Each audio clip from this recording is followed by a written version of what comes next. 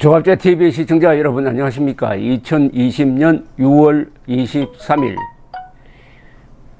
6.25 70주년을 이틀 앞둔 날입니다. 그럼에도 문재인 정권은 6.25 남침 70주년 행사에 대해서 전혀 홍보를 하지 않고 있습니다. 이 홍보를 하면은 자신들이 존경하는 김일성에게 누가 된다고 생각하는 것이 아닌지 하는 의심까지 들 정도입니다.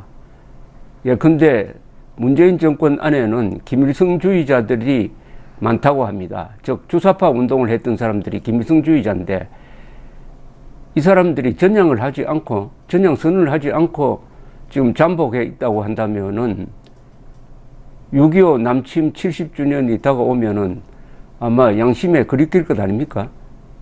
남침 원흉을 존경하고 있다는 그 양심은 있을 겁니다. 6.25 남침을 그러니까 남침이라고 하지 않고 문재인 대통령은 내전이라고 하고 있습니다. 내전은 상방이 다 잘못했다는 그런 뜻이죠. 자, 이런 가운데서 요사이 볼턴 회고록이 폭로가 되었습니다.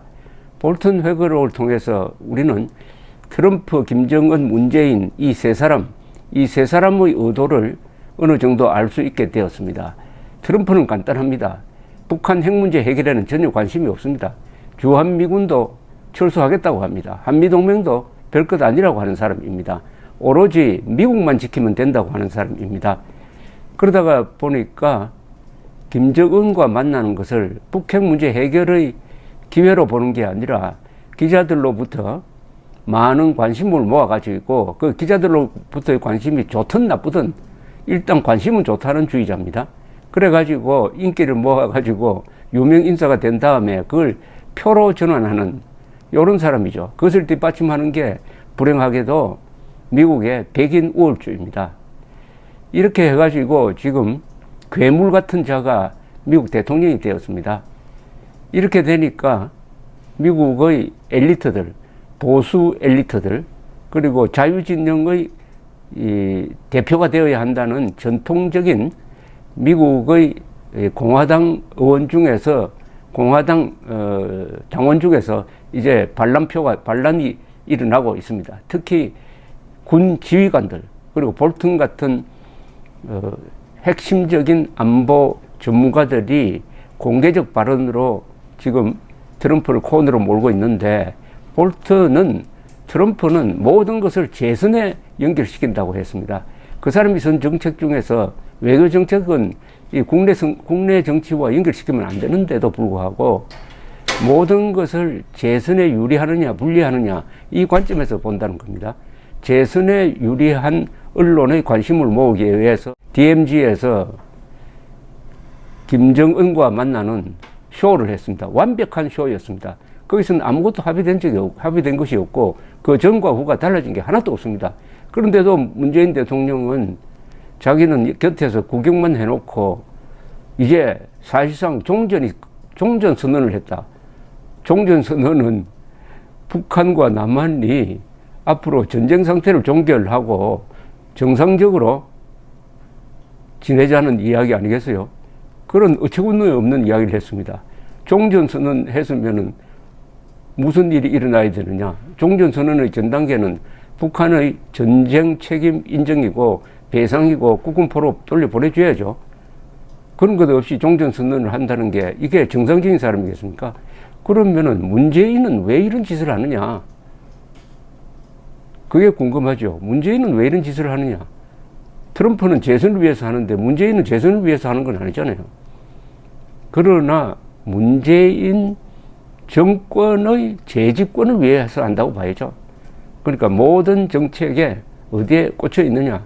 문재인 정권의 재집권, 즉 자기는 대통령이 할 수 없지만 그 세력, 이제 대표가 바뀌더라도 문재인 대통령이 물러나고 다른 사람이 반드시 정권을 잡지 않으면 그동안 벌린 일 때문에 감옥 갈 사람, 때로는 사형될 사람도 있을 겁니다. 줄을 쓸 것이다 하는 공포감이 있을 겁니다. 그러니까 무슨 짓을 하든지 반드시 집권을 다시 해야 된다. 그런 걸 계산을 하면은 김정은 세력, 남한의 종북 세력, 친북 세력, 좌파 세력과 손을 잡고 한국의 보수 세력을 고립시키고 축소시키고 하는 데는 평화 무드가 최고다. 남북 간에 가짜 평화든 무슨 평화든 평화하면은 한국 국민들 속아 넘어간다. 그러면은 김정은은 뭐냐? 김정은은 북핵 회담을 하는 척 하면서 시간을 벌어가지고 핵 미사일 능력을 증강시키고 이건 성공을 했습니다. 남한의 문재인 정권을 부하처럼 만들어가지고 2022년에도 문재인 같은 세력이 다시 집권할 수 있도록 하고, 그래야 하여 남한의 종북 세력과 북한의 핵미사일을 결합시켜서 한반도 전체를 김일성주의 세상으로 만든다. 그래 함으로써 김정은 정권이 계속 집권할 수 있도록 한다. 영구 집권할 수 있도록 한다는 게 목표죠. 그러니까 세 사람의 목표가 똑같습니다. 다 권력을 계속 유지하겠다는 겁니다. 트럼프도 그렇고 문재인도 그렇고 김정은도 그렇고. 이건 정치의 속성입니다. 정치의 속성은 권력을 일단 잡으면 놓지 않는 겁니다. 권력을 넘겨주기 위해서 권력을 잡는 사람은 없습니다. 일단 권력을 잡으면은 무슨 수를 쓰든지 계속 이어가려고 합니다. 다만 민주주의 국가에서는 선거가 있어가지고 선거에서 이겨야 됩니다. 김정은 저런 데는 자유선거가 없으니까 오로지 권력 잡은 집단이 세습으로 가야 됩니다. 이어가야 됩니다. 북한에서는 김정은만 3대 세습을 하는 게 아닙니다. 북한 노동당 간부들이 대부분 다 3대 세습입니다. 그리고 평양 주민들이 다 3대 세습이에요. 세습 정권입니다. 저기가 1인 독재 아니고 계급 독재죠. 한 지배계층이 그대로 3대에 걸쳐서 지배층으로 간다. 저기는 지배층과 피지배층이 바뀌어지지가 않습니다. 이런 가운데서 2022년 대선에서 무슨 일이 일어나고 있느냐를 대충 내다본다면은 이런 시나리오를 우리가 생각할 수가 있습니다. 즉, 지금 더불어민주당의 대통령 후보는 사실상 김정은이가 지명하게 될 것이다. 또는 김정은이가 비토권을 갖게 될 것이다. 즉, 김정은이 싫어하는 사람은 더불어민주당 후보가 될 수 없을 것이다. 싫어하는 사람이 아니라 좋아하는 사람이 될 것이다. 실질적인 공천위원장은 김정은이가 될 것이다. 이렇게 본다면 과장이 아닐 것입니다. 요사이 김정은이가 문재인 길들이기 위해서 온갖 욕을 퍼부어도 지금 놀라운 사실은 김정은이가 문재인 대통령을 그렇게 욕을 해도 문재인 지지 세력 중에서 더불어민주당 중에서 김정은을 욕하는 사람이 없어요. 이건 무슨 꼴이죠? 즉, 그 동네에서는 문재인보다는 김정은이가 권력 서열이 높다는 겁니다. 왜냐? 당연하죠. 김정은은 계속 해먹을 자고 문재인은 1년 한 6개월 지나면 끝나는 사람 아닙니까? 그리고 누구한테 충성을 하겠습니까? 그 안에 있는 종북 성향의 정치인들을 규정해서 이야기합니다. 그거 아닌 사람들도 있겠지만 소수로 보입니다. 왜냐?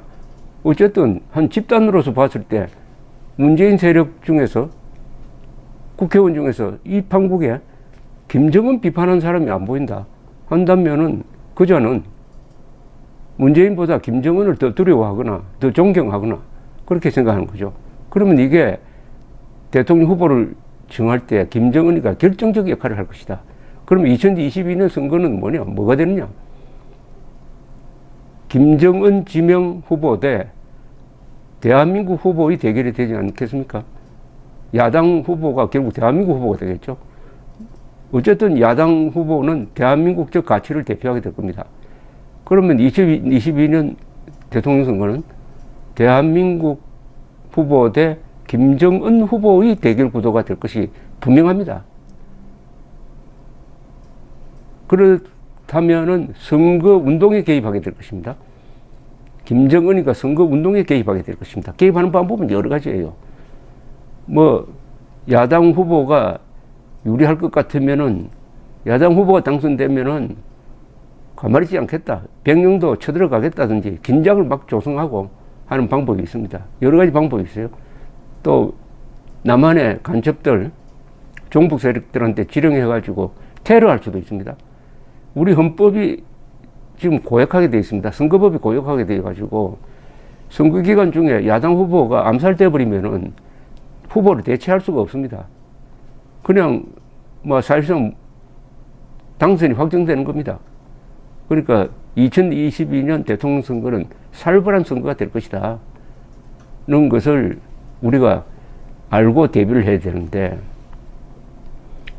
이번 볼턴 회고록을 잘 이용하는 방법도 하나 있어요. 제가 볼턴 회고록 중에서 제일 재밌는 부분을 정리를 해가지고 올려놨습니다. 그것은 2019년 2월 27일, 28일 하노이 회담의 내용입니다. 여기 보면은 김정은의 아주 비참한 모습이 드러납니다. 김정은이가 트럼프를 만나가지고 영변 핵시설 포기할 테니까 우리에 대한 제재, 2016년 이후의 제재를 풀어주세요 했는데, 볼턴의 코치를 받은 트럼프가 그건 안 된다고 딱 잘라버립니다. 그러니까 당황한 김정은이가 몇 시간 동안 트럼프를 조르는 겁니다. 내가 기차 타고 이렇게 왔는데, 그리고 영변 핵시설 폐기는 과거에 어떤 사람도 한 적이 없는데 이렇게 나를 박대를 하면은 내가 부끄럽게 되지 않습니까? 절망적입니다. 이런 식으로 매달리는 모습이 적나라하게 나와 있습니다. 볼턴이 그것을 정확하게 기록을 했습니다. 요 사실이 북한에 알려지면은 북한 사람들 충격받을 겁니다. 김일성, 김정일, 김정은은 수령인데 이게 다 신적 존재입니다. 그런데 폼페오, 볼턴 옆에 있는 트럼프 앞에서 이렇게 알아서 기고 비참했다. 우리 수령이 이렇게 졸개처럼 놀았구나 하는 것을 알 수 있을 것입니다. 요걸 어떻게 만화로 만든다든지 해가지고 북한으로 보내는 방법이 있을 것입니다. 그래서 2022년에 김정은이 사실상 지명하는 대통령 후보가 아주 코미디 같은 인간이 되도록 바로 그 사령부인 김정은을 때려야죠. 김정은을 폭로하면은 김정은이 지명한 대통령 후보도 아주 우습게 되는 것 아니겠습니까? 아주 볼턴 회고록이 지금 트럼프에도 타격을 주지만은 문재인, 김정은에게도 아주 치명적인 내용이 그 안에 많이 있습니다. 조선일보 워싱턴 특파원은 새 바보들의 합창이라고 그랬어요. 뭐냐? 한 사람은 음치고 한 사람은 박치고 한 사람은 길치랍니다. 음치는 트럼프, 음정 무시하고 노래를 고성으로 부르는 사람, 박자 안 맞는 사람, 미국과 보조를 같이 해야 되는데 미국과 엇박자 두다가 아주 이상한 노래를 만들어내고 있는 문재인, 그리고 길을 잃은 김정은, 음치, 박치, 길치 세 사람의 불협화음, 그게 지난 3년 동안의 비핵화 사기극이었다. 바로 이게, 이런 자료, 이런 정보가 김정은을 칠 수 있는 좋은 진실의 무기입니다. 북한 농상정권은 핵무기나 강제수용소로 유지될 수 있다고 생각하지만은 저게 거짓말에 기초하고 있습니다.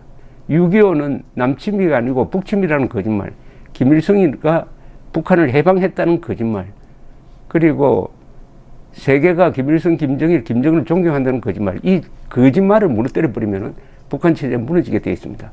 그래서 진실을 전하는 대북 전단을 저렇게 막으려고 하는 거죠.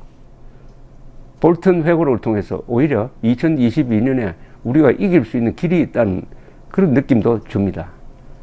볼턴 회고록에 대해서는 제가 계속 방송을 하고 있을 뿐만 아니라 하노이 회담문 정리를 해가지고 조갑제 닷컴에 올려놓았으니까 일독을 권합니다. 감사합니다.